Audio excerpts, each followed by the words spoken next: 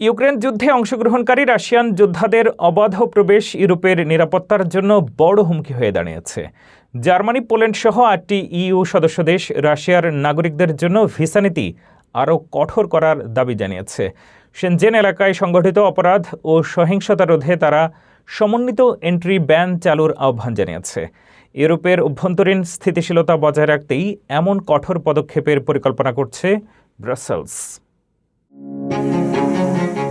ইউরোপের সীমান্ত নিরাপত্তার প্রশ্নে নড়েচড়ে বসেছে ইউরোপীয় ইউনিয়ন। জার্মানি এবং পোল্যান্ড সহ ৮টি দেশের শীর্ষ নেতারা ব্রাসেলসের কাছে আবেদন জানিয়েছেন রাশিয়ান নাগরিকদের জন্য ভিসা নিয়ম আরও কঠোর করতে হবে। বিশেষ করে যারা ইউক্রেন যুদ্ধে অংশ নিয়েছে তাদের নিয়ে তৈরি হয়েছে গভীর উদ্বেগ।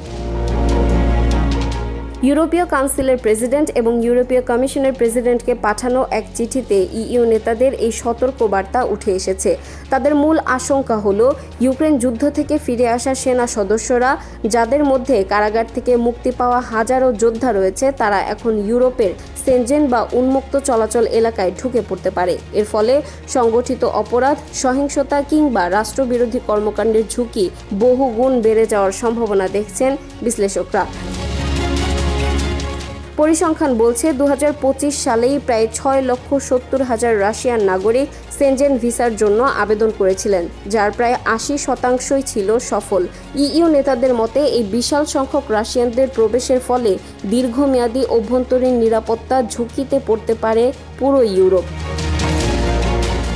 জার্মানির ফ্রিডরিখ মার্জ ও পোল্যান্ডের ডোনাল্ড টাস্কের মতো নেতারা এখন ইউরোপ জুড়ে একটি সমন্বিত এন্ট্রি ব্যান বা প্রবেশ নিষেধের নিয়ম চালুর আহ্বান জানিয়েছেন। তাদের দাবি, নিরাপত্তার স্বার্থে ভিসা নীতিতে কঠোরতা আনা এখন সময়ের দাবি।